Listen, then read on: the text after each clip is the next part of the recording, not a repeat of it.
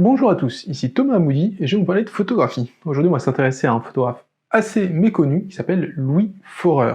Que ce soit pour ma culture personnelle, pour étoffer les articles du blog, pour préparer ces vidéos, j'ai lu une ribambelle d'histoire de la photographie. Je considère que c'est un mal nécessaire pour se faire une idée des courants qui ont jalonné l'histoire de la photographie, mais c'est pas directement le sujet. Si je mentionne ça, c'est parce que dans toutes ces histoires de la photographie, je n'ai quasiment jamais entendu parler de Louis Forer. Son nom n'est même pas cité dans Tout sur la photo des éditions Flammarion. Louis Forer a pourtant produit un travail photographique essentiel et l'histoire l'a quasiment oublié. En effet, il a été découvert que très tardivement, et c'est regrettable quand on considère la qualité du travail qu'il a fourni. J'ai un peu été surpris d'avoir vécu aussi longtemps sans le connaître, mais il va être temps de remédier à tout ça. Notez qu'il est désormais parfaitement reconnu et passé à la postérité, et vous pouvez par exemple découvrir ses photographies dans ce livre aux éditions Steidl que je vous conseille beaucoup. Il est très bien édité et les photographies sont très bien reproduite. La belle galère qu'a été la vie de Louis Forer commence en 1916 quand il naît à Philadelphie dans une famille pauvre d'origine d'Europe de l'Est. Quand je dis pauvre, il était vraiment très pauvre. Son père était professeur de musique et avait du mal à joindre les deux bouts avec son travail, ce qui contraignait son fils à porter des tenues féminines parce qu'il n'avait pas les moyens de lui acheter des vêtements masculins. Ce qui fait qu'à l'école, tout le monde l'appelait Mary. Donc oui, les gamins sont des cons, et oui aussi, on a vu mieux comme démarrage dans la vie. N'empêche que Louis est un gamin très talentueux et il a commencé à faire du dessin. Il a notamment envoyé ses dessins au studio Walt Disney quand il avait 13 ans, qui lui ont proposé un rendez-vous pour le rencontrer. Bon, bien évidemment, il a refusé parce qu'à 13 ans, il allait pas se mettre à bosser pour Walt Disney. Mais il était quand même déjà très créatif artistiquement. 6 ans après, il gagne un concours de photographie dans un des magazines de la ville de Philadelphie. Il empoche la somme énormissime de 3 $, ce qui le conforte dans sa passion naissante. C'est à ce moment-là qu'il déclare avoir su qu'il pouvait être photographe. Bon, on se dit quand même que c'est bien qu'il soit pas inscrit à un concours de saut à la perche à la place, parce qu'il a l'air de s'emballer un petit peu vite, notre ami Louis. Mais l'avenir lui donnera quand même raison. Après un passage dans l'armée en tant que technicien, puis un job de tireur, il part à New York où il devient véritablement photographe. Il gagne sa vie avec des clichés de presse sur la mode, un genre où il excelle et développe à côté une œuvre plus personnelle à Times Square. Il s'y rend en fin d'après-midi ou la nuit, profite du soleil couchant ou celle des néons pour photographier les gens dans cette lumière. Il choisit à ce moment-là ses sujets en fonction de leur singularité. Robert Frank, son ami, à son sujet dira qu'il pouvait observer les gens pendant des heures et ensuite rentrer chez lui et lui raconter plein d'histoires à propos d'eux. Chose peu commune, il développe ses négatifs lui-même et les tire. Il était assez doué, notamment grâce à son expérience précédente de technicien de laboratoire. Comme on le verra au fur et à mesure de cette vidéo, ses images jouent sur les ombres, les doubles plans, les effets de flou, les superpositions d'images, etc. Elles sont toutes très riches. Il y a aussi des forts contrastes, des images avec beaucoup de grains, bref, une esthétique de film noir empruntée justement des films de l'époque. Pour lui, les choses vont se gâter au début des années 70. Il a des ennuis avec le fisc, puis un divorce qui se passe mal, qui l'oblige à partir en Europe, d'abord à Londres, puis à Paris. Il continue en France à travailler dans la mode, notamment pour Elle et Vogue, et ne retourne aux États-Unis qu'en 1974. Cependant, quand il y arrive, il a été entre-temps complètement oublié, n'a plus de réseau et vit des aides sociales. Le paradoxe étant que dans le milieu de la photographie, Louis Forer avait beaucoup de soutien. Il était, comme je dis des fois, reconnu par ses pairs. Notamment Edward Steichen, le directeur de la photographie du MoMA, qui disait qu'il appréciait beaucoup le lyrisme de ses images. Il l'a notamment exposé en 1948 et en 1955 dans l'exposition The Family of Man, une grande rétrospective de photographie humaniste, mais ça n'a pas suffi à le faire passer à la postérité à ce moment-là. Dans les années 70, William Eggleston a aussi milité pour la reconnaissance de Louis Forer, mais sans succès. Autre élément caractéristique de l'histoire de Louis Forer, c'est son amitié avec Robert Frank. Souvenez-vous, je vous ai parlé de Robert Frank dans la deuxième vidéo, quand on a abordé les 3 livres qui ont marqué ma vie, et qu'on a parlé des Américains. Ils se sont influencés l'un l'autre, mais leurs destins sont clairement opposés. Frank a eu la reconnaissance du grand public, ce que n'a jamais eu Louis Forer. Les deux hommes se sont rencontrés en 1947 dans les locaux de Harper's Bazaar, qui est un magazine de mode américain, l'équivalent de Vogue, en 1947. Ils sont immédiatement devenus amis et Frank lui propose de loger chez lui et met à sa disposition sa chambre noire. À cette époque, New York est ce qu'était Paris avant la guerre, le centre de l'art dans le monde. C'est là où l'art se fait et se développe. Ces deux photographes veulent en être, ils veulent faire partie de cet élan de création artistique, et du coup vont faire tout pour ne pas rejoindre la presse qui pourtant leur faisait un peu du pied pour qu'ils viennent travailler pour elle. Ils disent vouloir faire tout pour ne pas devenir des samis, c'est-à-dire des personnages qui perdent leur personnalité pour de l'argent. L'expression vient d'un livre de Bud Schulberg qui s'appelle Qu'est-ce qui fait courir Samy, qu'ils avaient lu à l'époque. Bon, maintenant qu'on a posé un peu le cadre de sa vie et du chaos que ça a été, on va s'intéresser aux photographies de Louis Forer. La première chose qui m'a marqué dans les photographies de Louis Forer, c'est sa façon de gérer le temps. Alors oui, la photographie est la discipline qui fixe le temps sur le papier, mais tous les photographes n'ont pas la même façon de le faire. Pour le dire plus simplement, tous ne mettent pas autant de temps dans leurs images. Globalement, il y a 2 écoles qui existent sans vraiment s'opposer. D'un côté, on a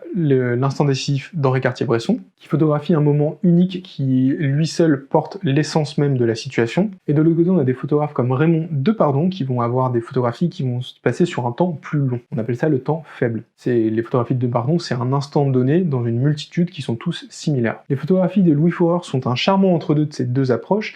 Elles s'inscrivent dans l'événement tout en montrant toujours ce qui va se passer un petit peu avant ou un petit peu après. Le temps est figé qu'un instant et ne demande qu'à repartir dans ces images. On va prendre quelques exemples ensemble. Dans cette photographie, vous voyez un enfant qui est trempé, probablement par la pluie qu'on devine, et une action est à venir.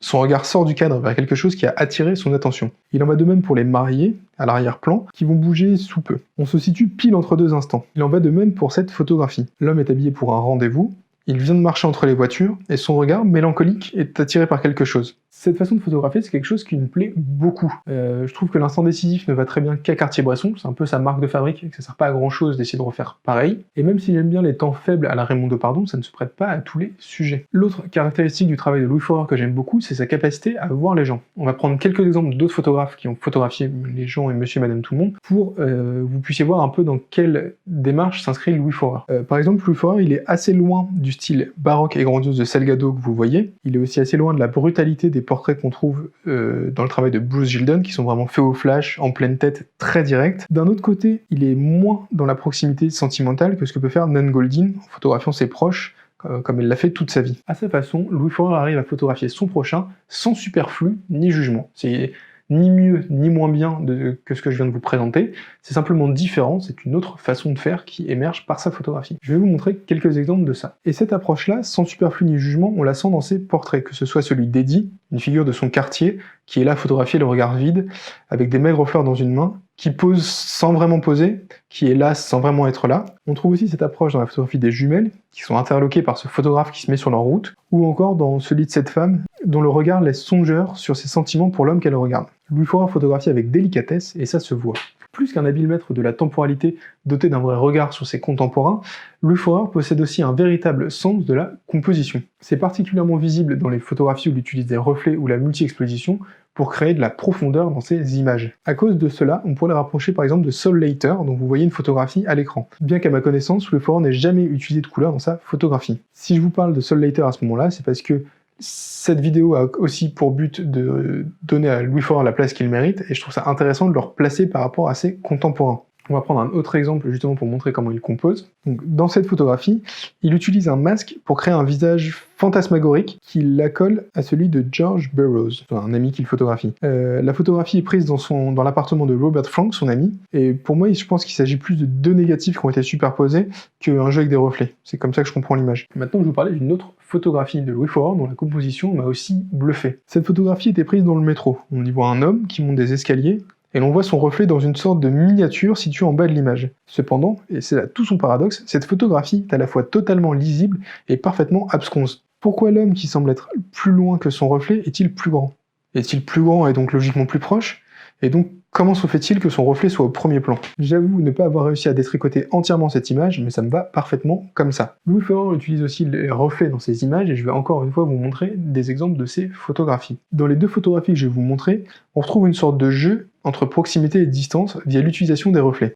Dans cette photographie, Forer, la ville et l'homme assis sont à la fois très proches, jugé par l'épaule de l'homme. Forer ne devait pas être bien loin de lui, mais aussi très éloigné dans le cadre. Chacun a un bord quasiment. Quant à New York, elle est quasiment juxtaposée à Forer, mais distante de plusieurs kilomètres en réalité. Encore un jeu très subtil sur les distances, la composition et les reflets. Dans cette deuxième image, Forer utilise encore une fois les mêmes outils pour composer ses photographies. Il se tient près d'une fenêtre et photographie son reflet dans celle-ci, ainsi que son ombre dans la fenêtre du bâtiment face au sien. Cela crée une sorte de silhouette dans la silhouette assez subtile. En maîtrisant les reflets, Forer arrive à faire des petits miracles dans ses images. Louis Forer a aussi un don pour utiliser ce dont il dispose dans la rue pour composer. Ainsi, l'apparition d'éléments tirés d'affiches de cinéma est assez récurrente dans son œuvre. Cela rajoute des personnages supplémentaires, du texte, un étrange contraste entre un homme et une bête. Louis Forer sait faire feu de tout bois. Il y a une citation que j'aime beaucoup de Saint-Antoine d'Exupéry qui parle de perfection. Antoine de Saint-Exupéry dit « La perfection est atteinte non pas quand il n'y a plus rien à ajouter, mais lorsqu'il n'y a plus rien à retirer. » Je vais donc vous faire défiler quelques images de Louis Forer qui respectent parfaitement ce principe.